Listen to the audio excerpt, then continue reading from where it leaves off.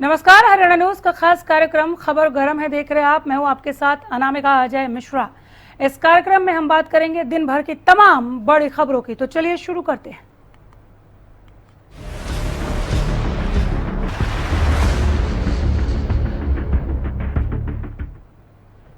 गुरुग्राम में 77वां राज्य स्तरीय वन महोत्सव एक पेड़ मां के नाम, सीएम ने दिया संदेश। सीएम नायब सैनी ने पौधारोपण करके युवाओं को संदेश दिया है कि एक पेड़ मां के नाम आप जरूर लगाएं। केंद्रीय पर्यावरण मंत्री भूपेंद्र यादव और कैबिनेट मंत्री राव नरबीर सिंह ने भी पौधारोपण कर लोगों को पर्यावरण बचाने का संदेश दिया।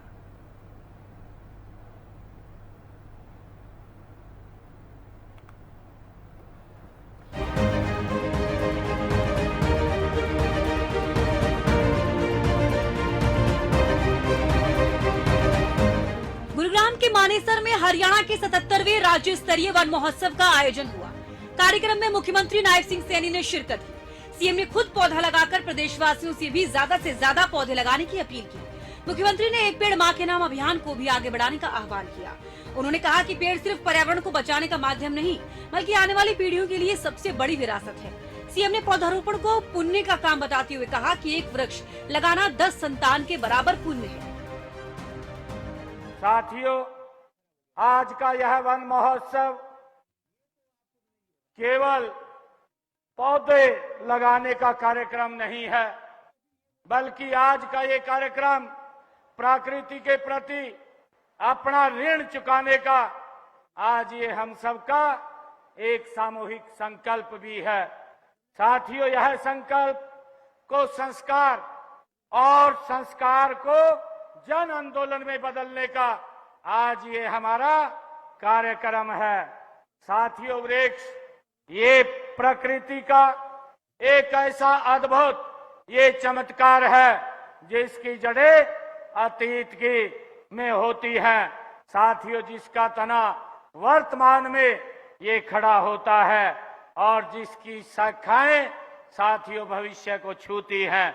इसलिए जब हम एक पौधा लगाते हैं तो वो केवल मिट्टी में बीज नहीं बोते हैं, हम आने वाली पीढ़ियों को सांस, भविष्य और छाया, अपने कल की सुरक्षा साथियों बोते हैं। साथियों, दुनिया आज पर्यावरण संरक्षण की बात कर रही है, लेकिन भारत ने हजारों वर्ष पहले ही प्रकृति को साथियों पूजा का विषय बना दिया था, ये हम सब जानते हैं। साथियों, भगवान श्री कृष्ण ने गीता में कहा था, वृक्षों में मैं साथियों असवतव वसवतव हूं, और हमारे ऋषियों ने उद्घोष किया, माता भूमि पुत्रो पृथ्विया। साथियों, मत्स्य पुराण तो यहाँ तक कहता है कि 10 तालाबों के समान साथियों एक पुत्र होता है और 10 पुत्रों के समान एक वृक्ष होता है। 10म पुत्रों साथियों द्रुम अर्थात वृक्षों में भी ईश्वर का दर्शन है, धरती में भी मां का स्वरूप है, और साथियों एक वृक्ष लगाना 10 संतानों के को पालने के बराबर एक पुण्य है। साथियों, ये हमारे शास्त्रों में कहा गया है, और इसीलिए हमारे प्रकृति की रक्षा कोई आधुनिक विचार नहीं है, बल्कि हमारी सनातन संस्कृति का ये मूल संस्कार है। हमारे पूर्वजों ने पीपल को परमात्मा का, पीपल में परमात्मा का वास देखा है। वट वृक्ष को साथियों दीर्घायु का प्रतीक माना है, और तुलसी को आंगन का साथियों सम्मान दिया है, और नीम को आरोग्य का प्रहरी बताया है। साथियों, इन वन महोत्सव का पहला चरण हमने 30 जुलाई को करनाल में आयोजित किया गया था। इस वर्ष हमने निर्णय लिया है कि हरियाणा में सभी 90 की 90 विधानसभाओं में वन महोत्सव के कार्यक्रम आयोजित किए जाएंगे। कार्यक्रम में केंद्रीय पर्यावरण मंत्री भूपेंद्र यादव और हरियाणा के कैबिनेट मंत्री राव नरबीर सिंह ने भी पौधारोपण किया। इससे साफ है कि सरकार पर्यावरण संरक्षण को लेकर अभियान को जन भागीदारी से जोड़ने पर जोर दे रही है। हरियाणा सरकार की योजना सिर्फ एक आयोजन तक सीमित नहीं है। मुख्यमंत्री के मुताबिक प्रदेश की 90 विधानसभा सीटों में वन महोत्सव के कार्यक्रम आयोजित किए जाएंगे। बढ़ता प्रदूषण हो या बदलता मौसम, पेड़ पौधे पर्यावरण का सबसे मजबूत कवच है। ऐसे में हरियाणा सरकार का यह अभियान आने वाली पीढ़ियों के लिए भी अहम माना जा सकता है।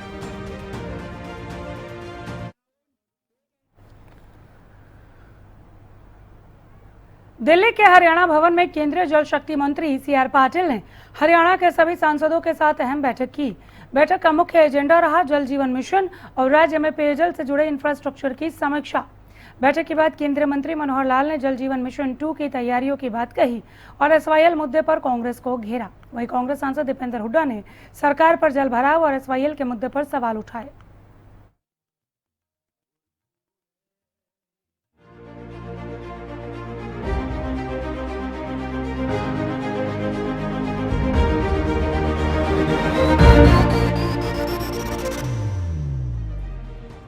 दिल्ली स्थित हरियाणा भवन में गुरुवार को केंद्रीय जल शक्ति मंत्री CR पाटिल ने हरियाणा के सांसदों के साथ महत्वपूर्ण बैठक की। बैठक में केंद्रीय मंत्री मनोहर लाल, हरियाणा के कैबिनेट मंत्री रणबीर गंगवा समेत बीजेपी और कांग्रेस के सांसद शामिल हुए। बैठक के दौरान जल जीवन मिशन की प्रगति, पानी के वितरण तंत्र और जल आपूर्ति से जुड़े इंफ्रास्ट्रक्चर पर विस्तार से चर्चा हुई। केंद्रीय मंत्री ने सांसदों से उनके क्षेत्रों का फीडबैक भी लिया। बैठक के बाद केंद्रीय मंत्री मनोहर लाल ने कहा कि जल जीवन मिशन के तहत सांसदों ने अपने अपने क्षेत्रों की जरूरतों और चुनौतियों को रखा। उन्होंने कहा कि सरकार जल जीवन मिशन 2 की दिशा में भी तैयारी कर रही है। आग्रह पर हरियाणा के सभी सांसदों को बुलाया था और हरियाणा के हमारे जो अधिकारी हैं विभाग के, वो सब आए हुए थे। केंद्र के अधिकारी भी थे। मुख्य रूप से जल जीवन मिशन ये विषय था और जल जीवन मिशन में अभी जो योजनाएं पिछले 5 साल से 6 साल से चल रही हैं, जल जीवन मिशन 1, जल जीवन मिशन 2, उसके नाते से कितना काम हरियाणा में हुआ, कितना नहीं हुआ, क्या क्या और आवश्यकताएं हैं, उस सारे का आंकलन उन्होंने किया है। जल जीवन मिशन 1 का पूरा पैसा अलॉट हो चुका है 2025 मार्च तक, और उसके बाद अब जल जीवन मिशन 2 की योजनाएं नई बना करके वहाँ भेजेंगे हमारे हरियाणा के लोग। उन्होंने कहा है कि आप भेजिए, उनके पास पैसे की कोई कमी नहीं, पैसा देंगे। जहाँ तक सभी सांसदों ने अपने अपने सुझाव दिए हैं, स्वाभाविक है जब सभी सांसद होते हैं, अलग अलग पार्टियों के होते हैं, तो वो बहुत हल्के फुल्के ढंग से भी कुछ मजाक में बातें हो जाती हैं। बाकी ऐसा कोई विषय नहीं है। सबके एक ही स्वर में सब बातें की हमने कि हमें पानी की आवश्यकता भी है हरियाणा में, और पानी का जो डिस्ट्रीब्यूशन है, उसका इंफ्रास्ट्रक्चर है, उसमें भी जहाँ जहाँ आवश्यकता है उसको बदलने की, पुराना हो गया या नए की आवश्यकता है, वो सारी बातें आई है और मंत्री जी ने बहुत अच्छे से सुना भी है।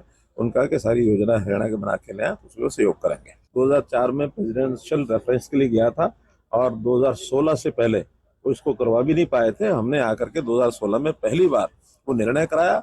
सुप्रीम कोर्ट से निर्णय हुआ कि हाँ, प्रेसिडेंशियल रेफरेंस के माध्यम से जो विषय आया था, पंजाब ने जो एक्ट बनाया था उसको निरस्त किया और वो हरियाणा का पानी का जो अधिकार है उसको सुनिश्चित किया। इसके बाद आप लोगों को भी जानकारी है कि लीगल प्रोसेस होता है जिसमें उस निर्णय को एग्जीक्यूट कराने के लिए दोबारा से कोर्ट में जाना पड़ता है। तो दोबारा से कोर्ट में गए हुए हैं, सब पार्टियां उसमें आती हैं, हरियाणा के लोग भी होते हैं, केंद्र के लोग भी होते हैं, पंजाब के लोग भी होते हैं। अल्टीमेटली वो निर्णय अभी कई कारण उसके कोर्ट के सामने रहे होंगे, जिसके कारण से कोर्ट ने भी फैसला दिया नहीं है। इस मामले में सब इकट्ठे हैं, चाहे वो कांग्रेस के लोग हैं, बीजेपी के लोग हैं, तो अन्य इंडिपेंडेंट हमारे एक सांसद वो भी हमारे बीच में हैं। सभी लोगों का एक स्वर से कि पंजाब का और पानी, पंजाब से जो हरियाणा का पानी SYL का दिलवाया जाए, उसे ऊपर हम सब सहमत। इस दौरान मनोहर लाल ने SYL नहर के मुद्दे पर कांग्रेस पर हमला बोलते हुए कहा कि कांग्रेस ने इस मामले को वर्षों तक लटकाए रखा, जबकि हरियाणा के पानी के अधिकार को सुनिश्चित करना सरकार की प्राथमिकता है। उन्होंने कहा कि जब तक हरियाणा को उसका पूरा पानी नहीं मिलता, तब तक दूसरे राज्यों को पानी देने की बात उचित नहीं है। दीपेंद्र हुड्डा बोले कि हरियाणा के सभी सांसद प्रधानमंत्री नरेंद्र मोदी से मिलने का समय चाहते हैं ताकि इस मुद्दे पर विस्तार से चर्चा की जा सके। दीपेंद्र हुड्डा ने हरियाणा में जल भराव की समस्या का भी जिक्र किया। आज हरियाणा के अंदर जल भराव की ऐसी समस्या है जिसका समाधान करने में 12 साल की सरकार पूरी तरह विफल रही है। आज हरियाणा के बहुत बड़े हिस्से में पीने पानी की ऐसी समस्या है जो पिछले 12 साल से लोग उसके लिए तरस रहे हैं। हर क्षेत्र में अपने अपने लोकसभा क्षेत्रों की भी वो बातें रखी, और एक हरियाणा प्रदेश की जो मूल हमने एक बड़ी बात रखी वो SYL की रखी कि जब कोर्ट का फैसला हमारे हक में आ चुका है और ऊपर नीचे दोनों बीजेपी की सरकार है, 2016 में फैसला आ गया था, लेकिन अभी तक SYL का एक भी बूंद का एक भी पानी हरियाणा में नहीं पहुंचा। एक तरफ तो SYL का हरियाणा का हक का पानी हरियाणा को मिल नहीं रहा, दूसरी तरफ इस सरकार ने फैसला कर दिया कि राजस्थान को हरियाणा पाइप बिछा के हरियाणा से पानी दिया जाएगा राजस्थान के हक। ये मैं समझता हूँ एक ऐसी स्थिति है कि जो हमें राजस्थान से कोई द्वेष नहीं है, जिसका जो हक है मिलना चाहिए, लेकिन जब तक हरियाणा को हक नहीं मिलता तो आगे पानी, और हरियाणा में पानी है नहीं तो आगे पानी हम कैसे दे सकते हैं। दिल्ली भी जितना दिल्ली का हक है उससे ज्यादा पानी हरियाणा से ले रहा है, तो ऐसे में केवल हरियाणा ही एक ऐसा प्रदेश क्यों हो, क्या कारण है, उस बात का समाधान हो। ये बात हमने केंद्रीय मंत्री तक रखी और मैंने स्वयं उनसे ये मांग करी कि प्रधानमंत्री जी से वो समय लें। जल जीवन मिशन की समीक्षा के साथ साथ SYL का मुद्दा एक बार फिर राजनीतिक बहस के केंद्र में आ गया है। एक तरफ सरकार मिशन 2 की तैयारी का दावा कर रही है तो दूसरी ओर विपक्ष जल भराव और पानी के अधिकार को लेकर सरकार को कटघरे में खड़ा कर रहा है। आने वाले दिनों में ये मुद्दा हरियाणा की राजनीति को और गरमाने के संकेत दे रहा है। Bureau report, Haryana news.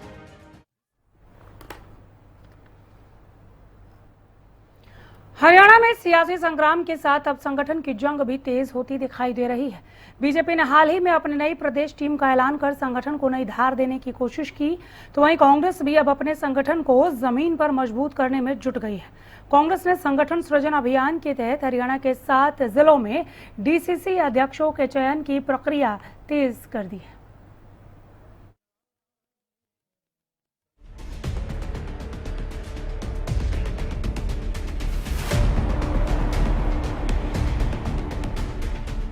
Haryana में सियासी संग्राम के साथ अब संगठन की जंग भी तेज होती दिखाई दे रही है। बीजेपी ने हाल ही में अपनी नई प्रदेश टीम का ऐलान कर संगठन को नई धार देने की कोशिश की है, तो वहीं कांग्रेस भी अब अपने संगठन को जमीन पर मजबूत करने में जुट गई है। कांग्रेस ने संगठन सृजन अभियान के तहत हरियाणा के 7 जिलों में DCC अध्यक्षों के चयन की प्रक्रिया तेज कर दी है। यदि देखा जाए तो कांग्रेस पार्टी ने 4 AICC ऑब्जर्वर नियुक्त किए हैं। डॉक्टर N रघुवीरा रेड्डी, यशोमती ठाकुर, उमंग सिंघार और अजय कुमार लल्लू को जिम्मेदारी सौंपी गई है। यानी बीजेपी की नई टीम के बाद कांग्रेस भी जिला स्तर पर संगठन को मजबूत करने की कवायद में जुट गई है। अब सवाल यही है कि क्या ये महज संगठनात्मक बदलाव है या फिर दोनों पार्टियां अभी से 2029 की सियासी जमीन तैयार करने में जुट गई हैं। हरियाणा कांग्रेस की आदरणीय AICC general secretary organisation respected Venugopal ji ने रिव्यू मीटिंग कंडक्ट की। संगठन को मजबूती देने के लिए संगठन की पूरी प्रक्रिया इस जो आदरणीय कांग्रेस अध्यक्ष राहुल जी के पहल पे ये संगठन सृजन वर्ष है, उसमें संगठन के संबंधी सभी कार्यों की जिला Congress committee, block Congress committee, मंडल Congress committee, booth Congress committee, उसके गठन का, उनके कार्यों का समीक्षा की गई और आगे का जो एक्शन प्लान है उस संबंध में भी चर्चा हुई। हरियाणा की राजनीति में संगठन को लेकर हलचल तेज है। बीजेपी ने नई प्रदेश टीम का ऐलान कर दिया है। नई टीम के जरिए पार्टी ने संगठन में नई ऊर्जा भरने और जमीनी स्तर पर पकड़ मजबूत करने का संदेश दिया है। अब नजर जिला और बूथ स्तर तक संगठन को मजबूत करने पर है, क्योंकि चुनावी राजनीति में मजबूत संगठन को ही जीत की पहली सीढ़ी माना जाता है। के साथ एक मेरी नई टीम, जैसे कि आप सबको पता है, एक नई टीम का गठन हमने किया है और ये टीम हमारी सर्वव्यापी है, सर्वस्पर्शी है और इसमें हमारा अनुभवी कार्यकर्ता भी है और कुछ युवा कार्यकर्ता भी हैं। युवाओं को स्थान मिला है, लेकिन वो सभी युवा चाहे हो सकता है पहले वो किसी पद पे ना रहे हों, लेकिन उन सब ने जब भी लोकसभा चुनाव, विधानसभा चुनावों में उन्होंने बहुत अपनी योग्यता दिखाई है और बहुत ही कर्मठता के साथ पार्टी के लिए काम किया है। तो एक ऐसी टीम जो नई ऊर्जा लेकर पूरे हरियाणा में संगठन की मजबूती के लिए काम करेगी और एक ऐसी टीम जिसमें काम करने की अपार क्षमता भी है और अपार इच्छा भी है। तो साफ है कि हरियाणा में 2029 का चुनाव अभी दूर जरूर है, लेकिन उसकी तैयारी की सियासी बिसात अभी से बिछने लगी है। बीजेपी नई टीम के साथ संगठन को धार दे रही है, तो कांग्रेस भी संगठन सृजन अभियान के जरिए अपनी जड़ें मजबूत करने में जुटी है। अब देखना होगा कि संगठन की ये कवायद आने वाले वक्त में किस पार्टी को कितना सियासी फायदा पहुंचाती है। Bureau report, Haryana news. Haryana में बिजली कर्मचारियों के प्रस्तावित हड़ताल को लेकर सियासी और प्रशासनिक हलचल तेज हो गई है। 11 से 13 अगस्त तक 3 दिन की हड़ताल के ऐलान के बीच सरकार ने मोर्चा संभाल लिया। कैबिनेट मंत्री अनिल विज ने साफ कहा कि कर्मचारियों की 3 प्रमुख मांगों में से 2 पर सरकार अपना रुख स्पष्ट कर चुकी है। वहीं कर्मचारी संगठन अभी भी हड़ताल पर अड़े हुए हैं। ऐसे में सवाल है कि क्या बातचीत से निकलेगा समाधान या फिर प्रदेश में बिजली व्यवस्था पर पड़ेगा असर।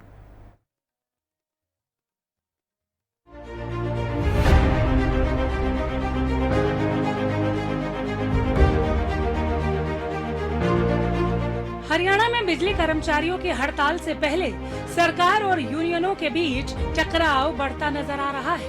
कर्मचारी 11 से 13 अगस्त तक 3 दिवसीय हड़ताल का ऐलान कर चुके हैं, लेकिन सरकार का दावा है कि उनकी ज्यादातर मांगों पर स्थिति साफ है। कैबिनेट मंत्री अनिल विज ने कहा कि कर्मचारियों की 3 बड़ी मांगों में से 2 का समाधान हो चुका है। बिजली के निजीकरण के मुद्दे पर सरकार ने HERC में अपना विरोध दर्ज करा दिया है। वहीं स्मार्ट मीटर को लेकर विज ने कहा कि अभी टेंडर प्रक्रिया तक शुरू नहीं हुई, ऐसे में कर्मचारियों की चिंता का कोई आधार नहीं है। सबसे बड़ी मांग कृषि विद्युत निगम के गठन को लेकर है।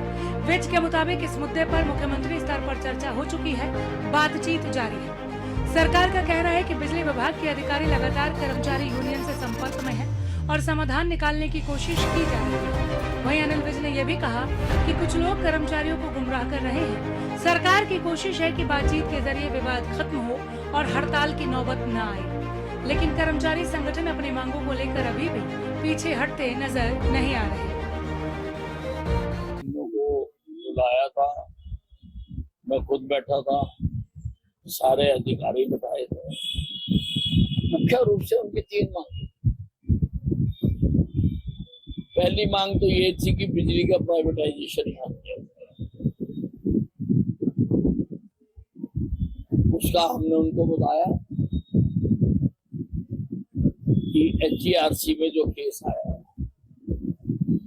HERC एक तो ये बताना जरूरी है कि वो बिजली विभाग के तहत काम नहीं करता, ऑटोनोमस बॉडी। जो एप्लीकेशन गई है वहां पर तो हमारे मार्फत नहीं गई है, सीधी HERC में गई है और HERC सुनवाई उसकी कर रही है। और हमने उनको बताया कि HERC में हमने सरकार ने प्राइवेटाइजेशन का विरोध किया। वहां पर जो अधिकारी मेरे उपस्थित हुए वो वही बोले जिन दस्तावेजों पर मैंने हस्ताक्षर किए। तो बात समाप्त हो गई। दूसरी बात उन्होंने कहा कि स्मार्ट मीटर जो लगाए जा रहे हैं वो तुरंत बंद किए जाए। तो मैंने कहा कि जो स्मार्ट मीटरों के टेंडर ही नहीं हुए, अभी तो उसकी फाइल चल रही है। कई 2022 में हुए होंगे, वो लगे होंगे, लेकिन हमने तो अभी टेंडर ही नहीं किए, तो वो बात भी खत्म हो गई। कांग्रेस पार्टी है ही नहीं, ये तो भिन्न भिन्न धड़ों का गठमेल है।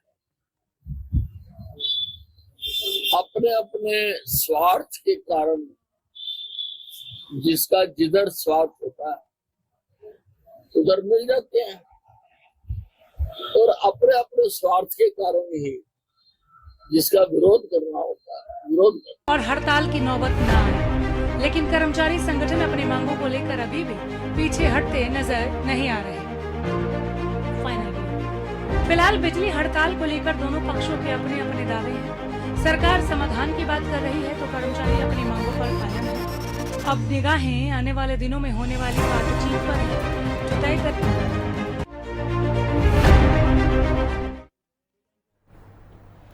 दिल्ली एनसीआर समेत हरियाणा में मानसून पूरी तरह से रफ्तार में है।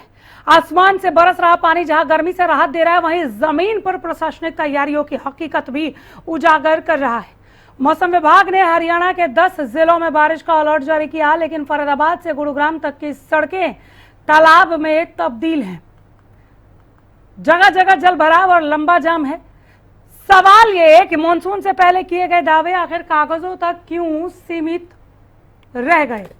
तस्वीरें देखिए, गुरुग्राम का हाल बेहाल है। जो तस्वीरें निकलकर सामने आ रही हैं वो लोगों को परेशान करने वाली हैं। पता ही नहीं चल रहा है कहाँ मेन होल है, कहाँ पे गड्ढे हैं।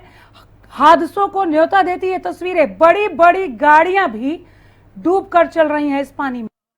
इस समय मौजूद हूं गुरुग्राम के पटेल नगर इलाके में, जहां तस्वीरें आप साफ तौर पर देख सकते हैं। बरसात के बाद हुए जलभराव की वजह से पहली बार नहीं, हर बरसात में गुरुग्राम के पटेल नगर इलाके में इस तरीके का जलभराव होता है। तमाम जो लोग हैं वो इस जलभराव की वजह से परेशान होते हैं। मेरे साथ कुछ लोग हैं, मैं उन्हीं से बात कर लेता हूँ। सबसे पहले एक बार अपना नाम बता दीजिए। बेगराज नाम है। कितनी परेशानी हो रही है इस पानी की? दादी स्कूटर बंदों को बूढ़ा आदमी, देखो क्या हालात है, पूरा डूबे पड़ा गुड़गांव।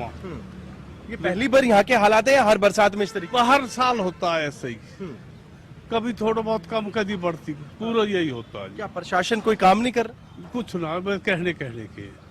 अब देख लो आपके सामने ये हालात, कई साल होते हैं ऐसा काम हो रहा, कब का सही कर देंगे, कोई ना कोई पूछे। अब ये स्कूटर बंद होगा, बूढ़ा आदमी बताओ कहाँ जाओ।